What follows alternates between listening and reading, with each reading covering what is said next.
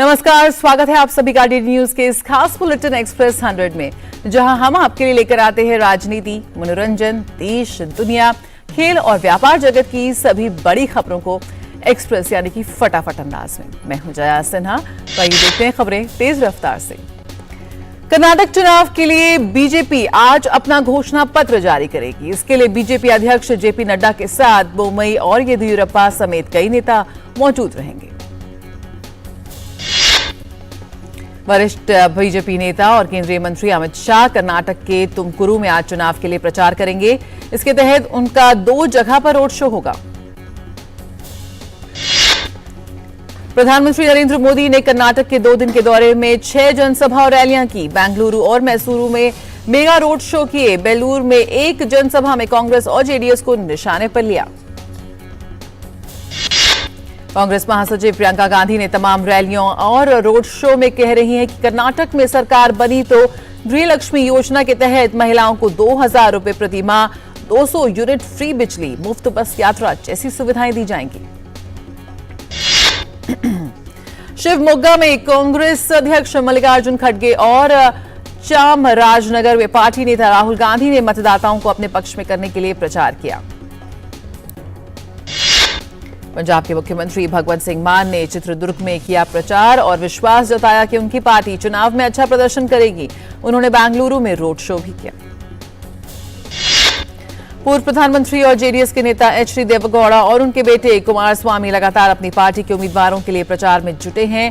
रविवार को उन्होंने बेंगलुरु में रोड शो भी किया। दिल्ली में बीजेपी आज मुख्यमंत्री अरविंद केजरीवाल के घर के बाहर अनिश्चितकालीन धरना देगी। अपने आधिकारिक आवास की मरम्मत पर कथित तौर पर 45 करोड़ रुपए खर्च किए जाने के विरोध में ये प्रदर्शन है। कभी छत्तीसगढ़ में भाजपा के अध्यक्ष रहे आदिवासी नेता नंद कुमार साय ने अपनी ही पार्टी के नेताओं पर गंभीर आरोप लगाते हुए संगठन की प्राथमिक सदस्यता से इस्तीफा दे दिया है। नंद कुमार साय ने छत्तीसगढ़ में प्रदेश भाजपा अध्यक्ष अरुण साव को लिखी चिट्ठी। साय 3 बार विधायक, 3 बार सांसद और मौजूदा केंद्र सरकार में अनुसूचित जनजाति आयोग के अध्यक्ष पद पर रह चुके हैं। छत्तीसगढ़ बीजेपी के अध्यक्ष अरुण साव ने कहा कि नंद कुमार साय के साथ बातचीत की जाएगी और अगर कोई गलतफहमी है तो उसे दूर करने की कोशिश करेंगे। एनसीपी नेता नवाब मलिक की जमानत याचिका पर सुप्रीम कोर्ट में आज सुनवाई। याचिका में उनकी किडनी खराब होने की बात कही गई है। ईडी ने मलिक को मनी लॉन्ड्रिंग एक्ट के तहत गिरफ्तार किया था। अहमदाबाद की एक अदालत बिहार के डिप्टी सीएम तेजस्वी यादव के मामले की सुनवाई करने वाली है, जो अपने गुजरातियों पर टिप्पणी के लिए मानहानि के आरोपों का सामना कर रहे हैं। महाराष्ट्र में गढ़चिरौली जिले के अहेरी तहसील में एक एनकाउंटर में 3 नक्सली मारे गए। इन पर 38 लाख रुपए का इनाम था।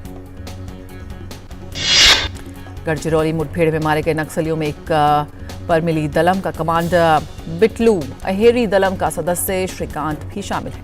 पुलिस का तलाशी अभियान जारी। रक्षा मंत्री राजनाथ सिंह आज से 3 मई तक मालदीव की यात्रा करेंगे। इस दौरान उनकी मालदीव की रक्षा मंत्री मारिया अहमद और विदेश मंत्री अब्दुल्ला शाहिद के साथ द्विपक्षीय बातचीत होगी।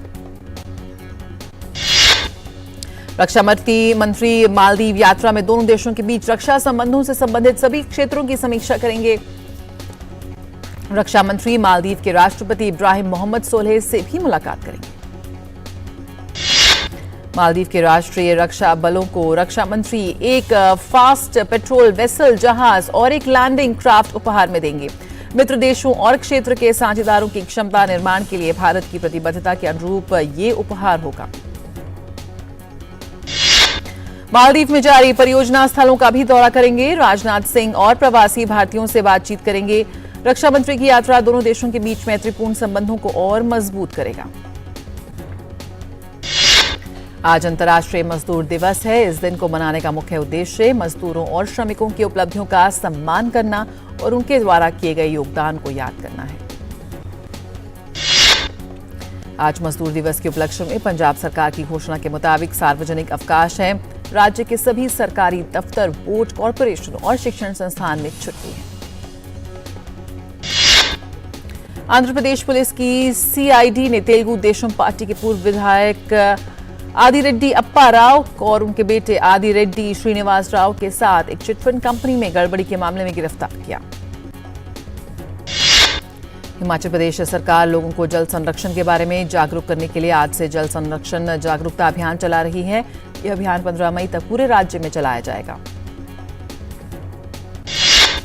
उत्तर प्रदेश सरकार पीएम किसान सम्मान निधि के लाभार्थियों की साख को सत्यापित करने और अधिक पात्र किसानों को लाभान्वित करने के लिए एक अभियान शुरू करने वाली है। मौसम वैज्ञानिकों के अनुसार 4 मई तक हिमाचल, पंजाब, हरियाणा, दिल्ली, उत्तर प्रदेश, उड़ीसा, झारखंड और पश्चिम बंगाल में अलग अलग स्थानों पर ओलावृष्टि हो सकती है।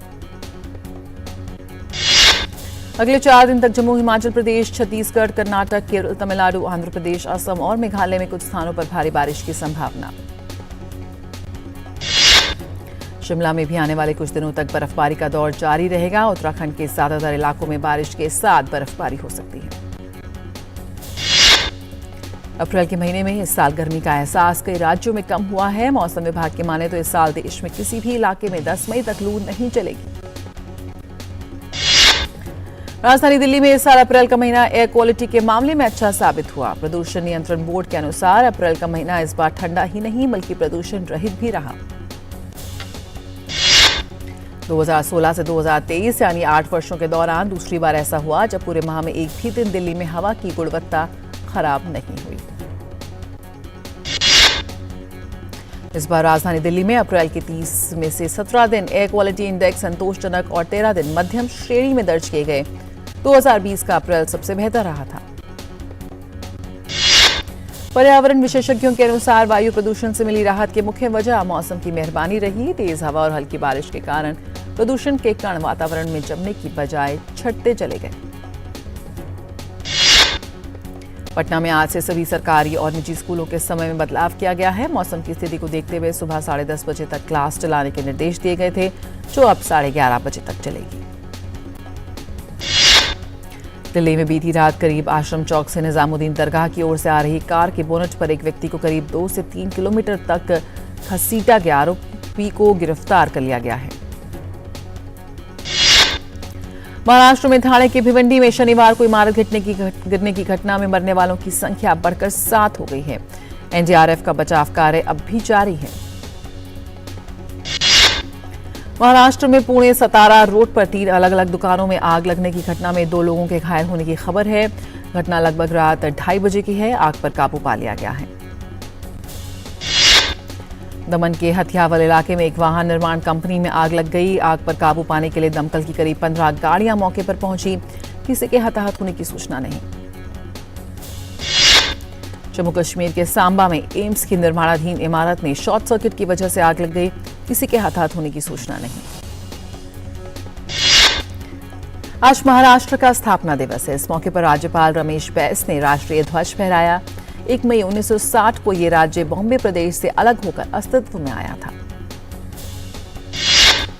आज गुजरात का भी स्थापना दिवस है। आजादी के समय गुजरात और महाराष्ट्र बॉम्बे प्रदेश का हिस्सा थे। तत्कालीन नेहरू सरकार ने बॉम्बे प्रदेश को बॉम्बे पुनर्गठन अधिनियम 1960 के तहत 2 राज्यों में बांट दिया। वित्त मंत्रालय ने निर्यात संवर्धन परिषदों से चालू वित्त वर्ष के निर्यात लक्ष्यों को पूरा करने की दिशा में काम करने और इसके विस्तृत खाका तैयार करने के लिए कहा है। महाराष्ट्र दिवस के कारण बीएसई और एनएससी में ट्रेडिंग 1 मई 2023 यानी आज बंद रहेगी। सेंसेक्स की शीर्ष 10 में से 9 कंपनियों के बाजार पूंजीकरण में बीते सप्ताह करोड़ों की रुपए की बढ़ोतरी हुई है। सबसे अधिक लाभ रिलायंस इंडस्ट्रीज और भारतीय स्टेट बैंक को हुआ। विदेशी पोर्टफोलियो निवेशकों ने शेयरों के उचित मूल्यांकन और रुपए में मजबूती के बीच अप्रैल में भारतीय शेयर बाजारों में 11,630 करोड़ रुपए निवेश किए हैं। पश्चिमी देशों के रूस पर विभिन्न प्रतिबंधों के बीच भारत और रूस दोनों देशों में रुपए और मील कार्ड के उपयोग से भुगतान की संभावना पर काम करेंगे। आईडीबीआई बैंक का चौथी तिमाही में शुद्ध मुनाफा इसके पिछले वित्त वर्ष की समान अवधि के 691 करोड़ रुपए के मुकाबले 64% की बढ़ोतरी के साथ 1133 करोड़ रुपए पर पहुंचा। ट्विटर के मालिक एलन मस्क ने मीडिया प्रकाशकों के लिए बड़ी घोषणा की है। मस्क ने ऐलान किया है कि अगले महीने से न्यूज पढ़ने के लिए यूजर्स को पैसा देना होगा। वैश्विक चिप निर्माता क्वालकॉम ने छटनी शुरू कर दी है। कंपनी ने कहा कि लंबी अवधि के विकास और सफलता के लिए कार्यबल में कमी समय की जरूरत है। माइक्रोसॉफ्ट अब माउस, कीबोर्ड और वेबकैम की जगह सरफेस ब्रांडेड पीसी एक्सेसरीज विकसित करेगा, जिसमें माउस, कीबोर्ड, पेन और बहुत कुछ शामिल है। एप्पल के आईफोन इस्तेमाल करने वालों में 80% स्मार्ट वॉच यूजर्स के पास एप्पल के ही स्मार्ट वॉच हैं। एक रिपोर्ट में इस बात का खुलासा हुआ है। और यहां रुकने एक छोटे से ब्रेक के लिए जल्द हाजिर होते हैं।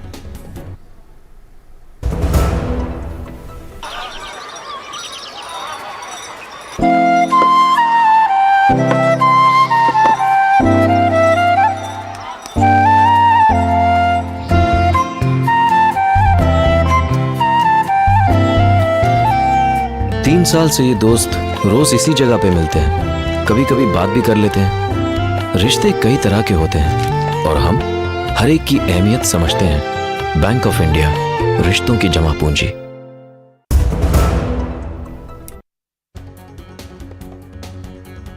प्रेस 100। ट्विटर के सह संस्थापक जैक डॉर्सी ने माना है कि एलन मस्क द्वारा अधिग्रहण के बाद माइक्रो ब्लॉगिंग प्लेटफॉर्म का प्रदर्शन खराब हुआ है। उन्होंने टेस्ला सीईओ को सोशल मीडिया साइट बेचने के लिए मजबूर करने के लिए ट्विटर बोर्ड को दोषी ठहराया। श्रीलंका में सरकारी सीलॉन पेट्रोलियम कॉर्पोरेशन ने आधी रात से पेट्रोलियम पदार्थों की दरों में संशोधन किया है। 1 लीटर 992 ऑक्टेन पेट्रोल अब 7 श्रीलंकाई रुपए सस्ता होकर 333 रुपए प्रति लीटर हो गया है। हिंसाग्रस्त सूडान में संघर्ष विराम की अवधि को 72 घंटे के लिए बढ़ा दिया गया है। सूडानी सशस्त्र बलों और अर्धसैनिक रैपिड सपोर्ट फोर्स संघर्ष विराम बढ़ाने पर सहमत हुए। सेना ने कहा है कि सऊदी अरब और अमेरिका के प्रयासों से संघर्ष विराम बढ़ाने पर सहमति व्यक्त की गई है। सेना ने उम्मीद जताई कि अर्धसैनिक रैपिड सपोर्ट फोर्स संघर्ष विराम का पालन करेगी। सूडान में हवाई क्षेत्र को बंद करने की अवधि 13 मई तक बढ़ाई जाएगी। सूडान में जारी संघर्ष में अब तक 500 से अधिक लोग मारे गए हैं और 4000 से अधिक लोग घायल हुए हैं। हिंसाग्रस्त सूडान से भारतीय नागरिकों की सुरक्षित देश वापसी जारी है। 40 यात्रियों के साथ भारतीय वायुसेना का विमान नई दिल्ली पहुंचा। सूडान के मुश्किल हालातों से सुरक्षित वापस अपने देश पहुंचकर लोगों ने सरकार का आभार जताया है। इस अभियान के तहत अब तक 2300 भारतीयों की सुरक्षित देश वापसी हो चुकी है। संयुक्त राष्ट्र महासचिव एंटोनियो गुटेरेस आज दोहा में अफगानिस्तान पर विभिन्न देशों के विशेष दूतों के साथ बैठक करेंगे। तालिबान प्रशासन को बैठक में आमंत्रित नहीं किया गया है। दोहा में अफगानिस्तान पर विभिन्न देशों के विशेष दूतों के साथ बैठक का उद्देश्य अफगानिस्तान में स्थिति पर टिकाऊ तरीके से आगे बढ़ने और अंतर्राष्ट्रीय जुड़ाव को फिर से मजबूत करना है। संयुक्त राष्ट्र सुरक्षा परिषद ने अफगानिस्तान में संयुक्त राष्ट्र के लिए काम करने वाली अफगान महिलाओं पर तालिबान प्रशासन के प्रतिबंध की निंदा की है। कहा कि महिला सहायता कर्मियों पर निर्णय आंतरिक मुद्दा है। पश्चिमी मेक्सिको में हुए एक बस हादसे में 18 लोगों की मौत हो गई और कई लोग गंभीर रूप से घायल हैं। अभी भी का इलाज जारी है। मेक्सिको के पर्यटन स्थल टेपेक और प्यूर्टो वालाटो के बीच यात्रा के दौरान एक बस गड्ढे में गिर गई, जिससे 11 महिलाएं और 7 पुरुष मारे गए। अमेरिका के टेक्सास में शनिवार को हुई गोलीबारी की घटना में 5 लोगों की मौत पर जांच तेज हो गई है। अधिकारियों ने घर घर जाकर इस मामले की छानबीन शुरू कर दी है। टेक्सास पुलिस ने आरोपी की पहचान के लिए $80,000 का इनाम घोषित किया है। बंदूकधारी अपने यार्ड में ताबड़तोड़ गोलियां चला रहा था। टेक्सास में चक्रवाती तूफान से लोगों का जनजीवन प्रभावित हुआ है। तेज हवाओं की भारी बारिश ने हजारों घरों की बिजली आपूर्ति ठप कर दी है। अमेरिका में मौसम विभाग की चेतावनी के अनुसार अगले कुछ घंटे भी बर्फबारी और तूफान के कारण हालात खराब रह सकते हैं। लोगों को इसके लिए अलर्ट रहने को कहा गया है। इजरायल में नए न्यायिक सुधार कानून के खिलाफ विरोध प्रदर्शन जारी। प्रदर्शनकारियों ने तेल अवीव में मुख्य राजमार्ग तक मार्च किया और इसे अवरुद्ध कर दिया। तेल अवीव में पुलिस ने विरोध प्रदर्शन में शामिल कई लोगों को किया गिरफ्तार। प्रदर्शनकारियों का कहना है कि सरकार की योजना देश की जांच व्यवस्था पर हमला करना है। तुर्की की सेना ने सीरिया में इस्लामिक स्टेट के संदिग्ध नेता अबू हुसैन अल कुरैशी को मार गिराया है। राष्ट्रपति रेसिप तैयब ने एर्दोगान ने कहा कि फरवरी में एक छापे के दौरान कुरैशी ने संगठन पर कब्जा कर लिया था। तुर्की में राष्ट्रपति एर्दोगान ने कहा कि उनके देश में बिना किसी भेदभाव के आतंकवादी संगठनों के खिलाफ संघर्ष जारी रहेगा। इस्लामिक स्टेट ने अभी तक अपने खिलाफ इस अभियान पर कोई टिप्पणी नहीं की है। तुर्की का इरादा अपने देश की सीमा और सीरिया के बीच एक बफर जोन बनाने का है, जहां सीरियाई शरणार्थियों को बसाया जा सके। रूस यूक्रेन के बीच जारी जंग में यूक्रेन ने बख्मुस शहर के कुछ हिस्सों में नियंत्रण का दावा किया है। शहर में भयंकर लड़ाई जारी है। इससे पहले रूस के रक्षा मंत्रालय ने पश्चिमी बख्मुत में 4 ब्लॉकों पर कब्जा करने का दावा किया था। बख्मुत शहर से कई लोग बड़ी संख्या में पलायन कर चुके हैं। पैराग्वे के राष्ट्रपति चुनाव में सत्तारूढ़ उम्मीदवार सैंटियागो पेना ने बड़ी जीत हासिल कर ली है। सैंटियागो पेना ने ताइवान संबंधों को बनाए रखने का वादा किया। पैराग्वे के राष्ट्रपति चुनाव में मुख्य मुकाबला इफ्रेन एलेग्रे और सैंटियागो पेना के बीच था। सैंटियागो पेना हमेशा ताइवान के साथ संबंध बरकरार रखने के समर्थन में रहे हैं। सात्विक साईराज रिंकी रेड्डी और चिराग शेट्टी की शीर्ष भारतीय युगल पुरुष युगल जोड़ी ने बैडमिंटन एशिया चैंपियनशिप में स्वर्ण पदक जीतकर इतिहास रचा। प्रतियोगिता के फाइनल मैच में भारतीय जोड़ी ने मलेशिया के तेओ ई और आग यूव सिन की जोड़ी को 16-21, 21-17, 21-19 से हराया। इस चैंपियनशिप में किसी भारतीय पुरुष युगल जोड़ी का यह पहला स्वर्ण पदक है। आज से ताशकंद में पुरुषों की विश्व चैंपियनशिप की शुरुआत हो रही है। भारतीय मुक्केबाज विश्व चैंपियनशिप में अपनी चुनौती पेश करने के लिए पूरी तरह से तैयार। ताशकंद में चल रही प्रतियोगिता के पहले दिन भारतीय मुक्केबाज मोहम्मद हसामुद्दीन, वरिंदर सिंह, आशीष चौधरी और हर्ष चौधरी रिंग में नजर आएंगे। काहिरा में चल रहे ISSF विश्व कप शॉटगन के स्कीट मिश्र टीम स्पर्धा में भारत के मिराज खान और गनमेद सेखू की जोड़ी ने स्वर्ण पदक जीता। भारतीय जोड़ी ने स्वर्ण पदक मैच में मैक्सिकन लुइस राउल गैलाड्रे ओलिवरोस और गैब्रिएला रॉड्रिगेज को 6-0 से हराया। इंडियन प्रीमियर लीग में आज लखनऊ सुपर जायंट्स की भिड़ंत रॉयल चैलेंजर्स बैंगलोर से होगी। ये मैच लखनऊ के घरेलू मैदान पर खेला जाएगा। इंडियन प्रीमियर लीग में रविवार को खेले गए मैच में मुंबई इंडियंस ने राजस्थान रॉयल्स को 6 विकेट से हराया। मुंबई इंडियंस के खिलाफ मुकाबले में राजस्थान रॉयल्स ने पहले बल्लेबाजी करते हुए 7 विकेट पर 212 रन बनाए थे। इसके जवाब में मुंबई ने 19.3 ओवर में 214 रन बनाकर मैच अपने नाम किया। मुंबई के लिए टिम डेविड ने 20वें ओवर की 3 गेंदों पर 3 छक्के लगाकर मैच खत्म कर दिया। राजस्थान के लिए यशस्वी जायसवाल की 124 रन की पारी बेकार गई।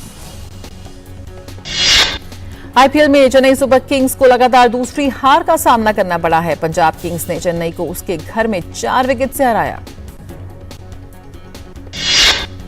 इस मैच में चेन्नई ने पहले बल्लेबाजी करते हुए 4 विकेट पर 200 रन बनाए थे। इसके जवाब में पंजाब किंग्स ने 6 विकेट खोकर आखिरी गेंद में लक्ष्य को हासिल कर लिया और टूर्नामेंट में अपनी 5वीं जीत हासिल की। चेन्नई सुपर किंग्स के इस टूर्नामेंट में ये 4थी हार है। इस मैच में पंजाब के लिए प्रभसिमरन ने 42 और लिविंगस्टोन ने 40 रन बनाए। वहीं चेन्नई के लिए डेवॉन कॉनवे ने नाबाद 92 रन बनाए। वहीं ऋतुराज ने 37 रन की पारी खेली। प्रीमियर लीग में खेले गए एक मैच में लिवरपूल ने टॉटनहैम को हॉटस्पर को 4-3 से हरा दिया। इस मैच में लिवरपूल ने पहले हाफ में 3 गोल दागे।